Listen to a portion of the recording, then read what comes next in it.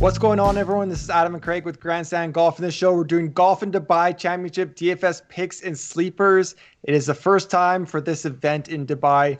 But Craig, first, last video, I put a challenge out to our YouTube viewers. If you subscribed, I will be donating $1 to Movember for the mustache I'm growing here. I talked to the boss man. I talked to my wife. I'm going to actually extend that for all of November, new subscribers. So I think we're at 83 new subscribers for the month of November. We're going to donate $83 to Movember. So thank you for all the support. Thank you for sharing our videos. Thank you for following. Thank you. Continue to like, subscribe, comment. We really appreciate it. Yeah, so then I guess that means that today's the deadline. Today's the deadline. Yeah, sure. We're at 83 right now. If you subscribe in the next couple hours, I mean, challenge to you, or you get more subscribers, let's do it. Do you have approval to extend past for the deadline? You know, get a few more subscribers today? I don't know. I want to keep the wife happy, but I think we can. I think we can push it. Let's try to push it to 100. Let's do that. Yeah. Okay, let's jump into it. Yeah. Jumeirah Golf Estates in Dubai, UAE. So this is where the World Tour Championship has been held for a while, but this is a first-time event in Dubai. It's kind of a company course. It's sister course at the same complex here, which is the Fire course. The championships at the Earth were at the Fire this week. It's a little bit shorter, Craig, 7,400 yards, par 72, 6,800 meters. Like I said, it's an inaugural event at this course. Looking at the two, from what I've been able to find on kind of the Jumeirah website, different publications, it's a little bit easier. It is more of the resort course, more for the average golfer. So potentially lower scoring, but similar, I think, in aspects for sure. Yeah, I mean, it's going to be tough to have too much of an idea what kind of players it's going to favor or anything. So I think without having any history at this specific course, I'm really just looking at the players themselves, what kind of form they're in, who I think are good values. Absolutely. And then weather for the week. So we are starting Wednesday. This is going to come out on Monday, but we're going to have a quick turnaround here between tournaments. Wednesday is what we're going to this Saturday. I mean, it's Dubai, it's desert, it's hot. It's 30 degrees. It's not crazy hot, but sunshine, pretty light wind, some haze. Now, I'm just curious to know, like Friday and Saturday, I'm curious to know the difference between sunny and pleasant and sunny and nice. Like, which is higher? Pleasant sounds a little bit nicer than nice, but I'm not quite sure. I think pleasant's a little bit nicer. Yeah, I think I agree there.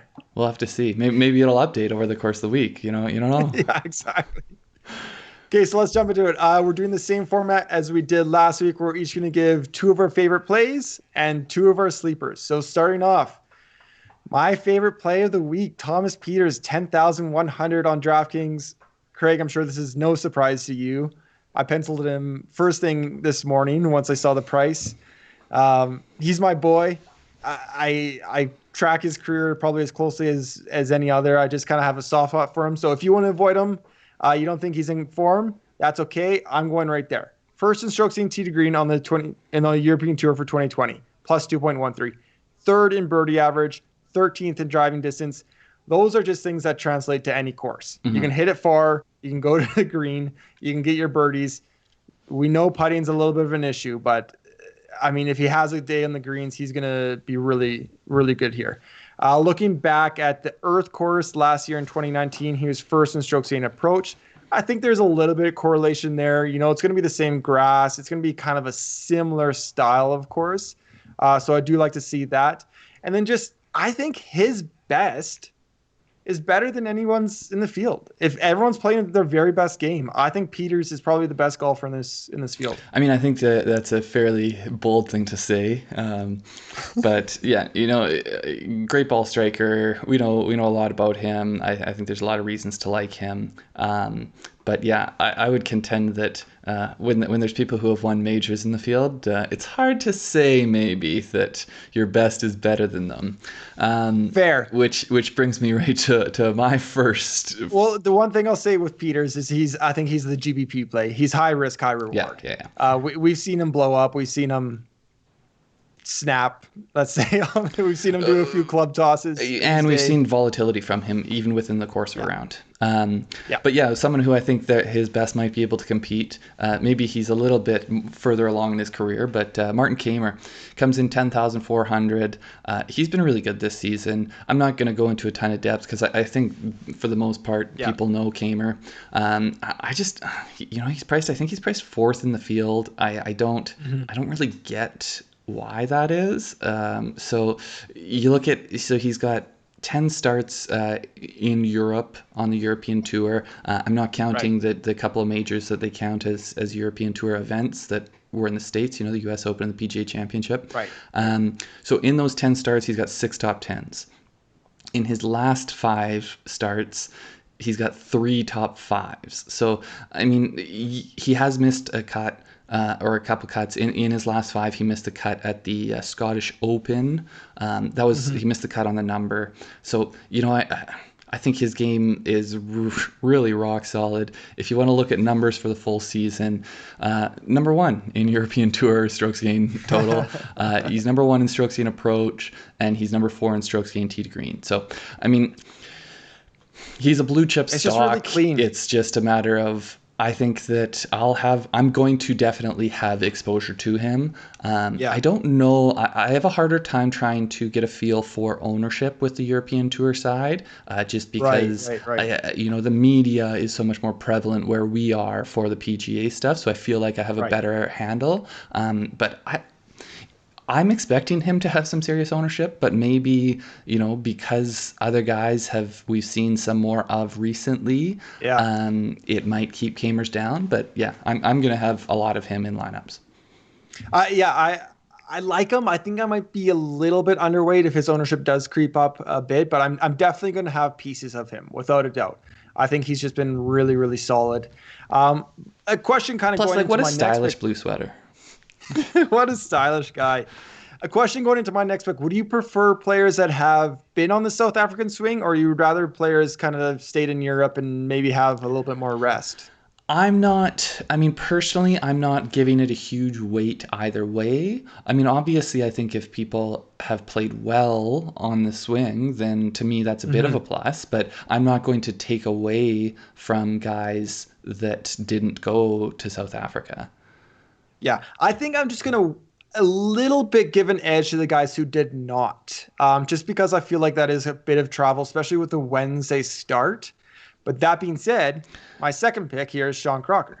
Sorry, go ahead, Chris. Well, I was going to say, so how about someone who went down there and had good results? Because I think that's the opposite, or that's the challenge, is that some people can take the more rigorous travel schedule and they're just playing well. And to me, that's where I'm like, I'm okay with that. But I'm not knocking people who didn't go to South Africa. I'm assuming these guys are working on their game wherever their facilities are. I agree. I just think it's a quick turnaround for a pretty sizable distance to travel. That's kind of all I'm thinking. But someone who did play well at Alfred Dunhill, Sean Crocker, 8,000 on DraftKings. Looking at his 2020 European stats, 20th in strokes gained tee to green, just under a stroke there. 16th in birdie average, over 4. 21st in driving distance, 313 yards. Like I said, he was second at Alfred Dunhill. He did have that big blow up on the 72nd hole, his on 18 there on Sunday. I think he ended up triple bogeying. His drive flared left, and then his fourth went to the water. Ended up in a tie for second. Still not a great way to end, but enough of the tournament was really, really, really solid. And I think his season-long stats speak to that. And it's another guy who's kind of peaking at the right time. Another thing we haven't talked about yet is the top 60 in the race to Dubai will play next week at the Tour Championship. So right now, Crocker is right on that bubble at 60th. So he needs to have a good week to ensure that he plays next week. And I think he's just kind of trending in the right direction. Yep, I like it. I'm not going to put too much stake into one hole. More than that, I'm going to put a lot of stake into someone who played well over the course of a tournament in terms of what it means for next week, So I like the play.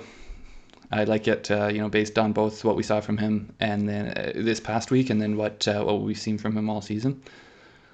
My next one, another guy that did go down to South Africa. Um, he's someone I brought up, I think it was last week going into the Alfred Dunhill. And I had said he was a top 30 in 8 of his last 9 starts. We can just chalk that up to one more, and he's top 30 in 9 of his last 10 starts. Um, his ball striking continues to be in good shape. I mentioned this going into this past week, and it's continued. He was better actually off the tee at Alfred Dunhill than he was at Joburg. Right. Although his strokes gain approach did fall off a bit, but really he's gaining over a stroke in both tournaments, ball striking. I see that continuing. To me, it's just, I think, I want to say he's a 24-year-old guy. He's in his rookie season. I think he's pure value with what we've seen from him, both stat-wise and with his finishes. But to me, he's got upside too. Like, I think he's someone we could easily see break through and get a win. Although his ball striking is really good, he's a balanced player. He does well in all categories. And so I just think there's a good floor and a good ceiling with him. Yeah, I really like him as well. 8,500, I think, is kind of a steal. He's just playing really well. Again, if it is something that was on the South African swing, you want them to be carrying that momentum into Dubai. You don't want them to kind of be stumbling as they're traveling. So Matthew Jordan, someone I really like at 8,500. He'll be in my lineups for sure. All right, let's jump into our sleepers. So I think we usually define them as 8,000 below, but I think we're both going a little bit low this week. I think our highest is 7,500. So we're giving you some options down low. My first is Benjamin Hébert at 7,000 on DraftKings. So just basic kind of stats. He's 29 strokes in tee to green, plus 0.83 on the European Tour. He's 38th in DraftKings pricing for the golf in Dubai. Looking at the sister course, in 2019, he was top 40 in all strokes gained stats. So he's played well in Dubai. He's played well in the desert. He's played well at the sister course here. He needs to do work to get in. So I like that extra motivation this week in the race to Dubai. He ranks 63rd right now. He's going to have to make a move of some sort to get into the top 60. I think that's a little bit of motivation for these guys. I also think that leads to a more aggressive play that if they're playing well can really kind of benefit them rather than kind of a cautious play. Yeah, I mean, you know how I like to make the counter argument that I think these guys are always trying to do as well as they can, but I do think sometimes it can sharpen the focus a bit and really make people they know the potential difference in terms of their finish this week and what it might be. It can just jolt you into really, and I guess it depends a little bit on the personality, but for some people it can really jolt you into sharpening your concentration. Other people, it can cause you to crack a bit. So, but regardless, in a GPP type play, I don't mind when people have a little bit more they're playing for. Yeah, exactly. I'm always thinking GPP. I'm looking for that big win. Yeah. High risk, high reward, baby. So my first sleeper here, he is someone I brought up a couple weeks ago at going into the Joburg Open. Antoine Rozner, he comes in at 7,500. Again, I had brought up the fact that he had a really solid stretch of play, and he was going into that tournament over, I believe it was about 7 or 8 tournaments at that point, but he was averaging about 20th in his finishes, and he finished 20th in that tournament, or just around 20th. So I expect this to continue. I think that I think he's just, there's so much value and consistency from him that plugging that into your lineup at 7,500 lets you do so many good things elsewhere. I also think he is someone that could break through. He 2019, he won 2 Challenge Tour events. He's won at lower levels. It's something we always talk about. Seeing people who, they're not just like scraping by with a lot of top 10 finishes and then doing well to get their card and whatnot. They've actually gone out there and won. And they know what that pressure is like down the stretch, or they know what it takes to win, which is a little bit. Yeah, which is different. It's a different thing. And finally, plus ball striker. You know how I like ball strikers. Yeah. He's number 14th strokes gained tee to green, gaining over a stroke. So, Yeah. a lot of reasons to like him, I think. It's just a matter of how I don't want to have him in every lineup because then if he plays poorly, but I definitely will have a lot of exposure to him. I think I'll have actually a pretty decent exposure as well. I think he might be pretty popular just because he has been playing well and people will click on his name and see his kind of stretch of top 20s. And I think he's a great, play or discount at 7,500, but I'm definitely going there as well. Yeah. My final sleeper, Sebastian Heisele, 6,900 on DraftKings. So again, looking at the whole season long 2020 European Tour stats, he's 34th in strokes gained total, plus 7.2, 13 strokes gained off the tee, 24th in birdie average. So altogether, really nice, but he's only 44th in DraftKings pricing. I think it's just another kind of pure discount and one under 7,000, which might be harder to find in this tournament. His last 8 events, he has 5 top 35s with, I think one of them's a top 5, a couple top 15s, but they're all right up there when he's making the cut. And 3 missed cuts. But those 3 missed cuts, they're all within 1 stroke. I think one was the Cyprus event where he didn't make it into the 3rd round. One was just right on the number, and another one was just by 1 stroke. So he's right there every time. And then Craig, I talk about this about PGA, those California kids, they go back to California and they play well. He grew up in Dubai. He was at the Emirates course, I think as a caddy and then as a member, and he has these club championship wins there, which is about, I think I mapped it, it's like 20 minutes down the road. So different course, but he grew up in Dubai. If you're talking about people who can play well in the desert, know the environment, know the type of grass, know the style of course, I like Heisele as I don't know. He's my favorite sleeper. I get excited about some of these guys this week. I feel like last week he was Shaper. I don't know. I feel really good about Heisele this week. Yeah, that's a good one. I don't know if I buy into the narratives as much, but I think there are so many advantages that gives you in terms of, the area, you're so much more comfortable going to play golf there. So, especially on a course like this where I don't know how much these guys would play this around when they're going to play the Earth course. So maybe he does have more experience at this course than other guys do, but that's just conjecture from me. But I think you have to like the fact that he has local ties. Yeah, it's just, it's a small boost. It's a boost however it is. It's a small boost. You can measure it however you want, but it's definitely an advantage. Yeah. My last one here. So this guy is someone I didn't know about until recently. Ondrej Lieser. He comes in at 6,900 on DraftKings. He has risen from 500 and something 500 plus in the world to he's about, I want to say 178, 179 now in the golf rankings over the course of the past month.